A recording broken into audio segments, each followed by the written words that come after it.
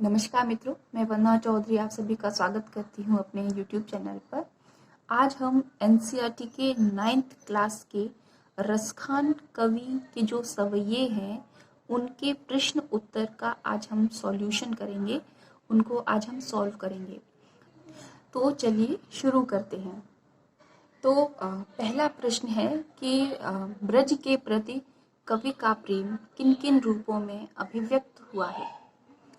तो इसका उत्तर है कि कवि का प्रेम ब्रज के पशुओं मतलब जो वहाँ की गायें थीं जो कृष्ण चराते थे, गायों, पहाड़ों और पक्षियों के प्रति अभिव्यक्त रहा है, क्योंकि जो कृष्ण थे वो इन सभी चीज़ों के साथ जुड़े हुए थे, इसीलिए कवि का जो प्रेम है वो इन चीज़ों के प्रति अभिव्यक्त रहा है। दूसरा प्रश्न है कि कवि का ब्रज के वन, बाग और तालाब को निहारने के पीछे क्या कारण है। तो इसका उत्तर ये है कि कवि का जो कृष्ण के प्रति प्रेम है वो अपार है, बहुत ज़्यादा है। तो जो भी चीज़ कृष्ण से जुड़ी हुई है, चाहे वो वन हो, बाग हो, तालाब हो, यमुना का किनारा हो, हर चीज़ को कवि निहारना चाहता है, क्योंकि उसको लगता है कि कृष्ण यहाँ पर आए होंगे, उन्होंने यहाँ के हर एक स्थान को अपने चरण कमलों से छुआ होगा। इसीलिए कवि का जो प्रेम है वो उनको हर चीज़ को निहारना चाहता है। इसका आंसर ये है। अगला प्रश्न है कि एक लकुटी और कामरिया पर जो कवि हैं वो सब कुछ न्यौछावर करने के लिए क्यों तैयार हैं। तो इसका उत्तर ये है कि जो कृष्ण की जो लकुटी और जो कमरिया का मतलब है जो कंबल जो कमर में वो लपेटते थे, और लकुटी का मतलब है जो वो लाठी रखते थे गायों को चराने के टाइम पर, जो उनकी लाठी होती थी। तो यहाँ पर उससे मतलब है कि जो कृष्ण की हैं उनमें कृष्ण का स्पर्श है, उनको कृष्ण ने पहना है, उनको कृष्ण ने छुआ है, तो उनमें उनका एहसास है। जो कृष्ण पूरे संसार के स्वामी हैं उनका उसमें स्पर्श है, और उनके द्वारा जो स्पर्श की गई एकमात्र चीज जो तीनों लोकों की धन संपदा से भी ज्यादा अनमोल है, इसीलिए कवि सब कुछ न्यौछावर करने के लिए तैयार है। उम्मीद है आपको समझ में आ रहे होंगे इसके आंसर। अगला प्रश्न है कि जो सखी है वो गोपी से किस कृष्ण का कौन सा रूप धारण करने के का आग्रह करती है।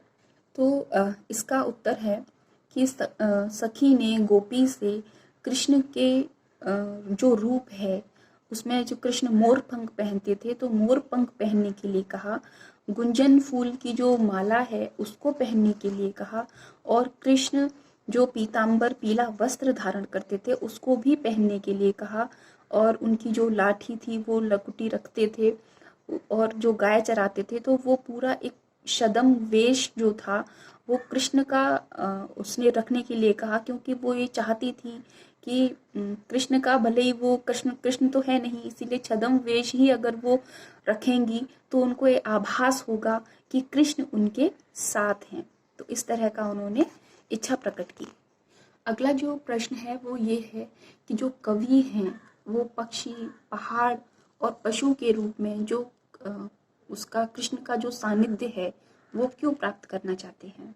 तो इसका उत्तर है कि जो कवि हैं पशु, पक्षी और पहाड़ के रूप में उस आभास को महसूस करना चाहते हैं कि गाय के रूप में जब कृष्ण ने उन गायों को छुआ होगा, उसको स्पर्श किया होगा, पक्षी बनकर उन डालों पर बैठना चाहते हैं कि कृष्ण जब होंगे तो वो उन डालों पर बैठते होंगे, उन्होंने इन डालों को स्पर्श किया होगा, और पहाड़ बनकर वो अपने कृष्ण ने उन अपने हाथों से उसको उठाया होगा, तो उस पहाड़ का हर एक कंकड़ भी उनके स्पर्श से पवित्र हो गया होगा।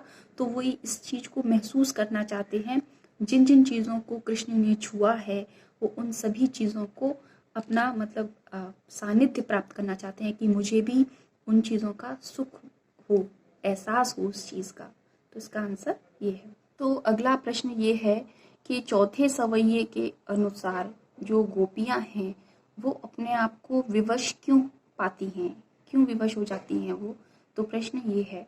तो इस प्रश्न का उत्तर ये है कि जब कृष्ण मुरली बजाते थे तो उनकी मुरली की धुन इतनी ज़्यादा सुरीली थी, इतनी ज़्यादा मधुर थी कि अगर गोपियाँ अपने कान भी बंद कर लेती थी तो वो अपने आप को काबू में नहीं रख पाती थी।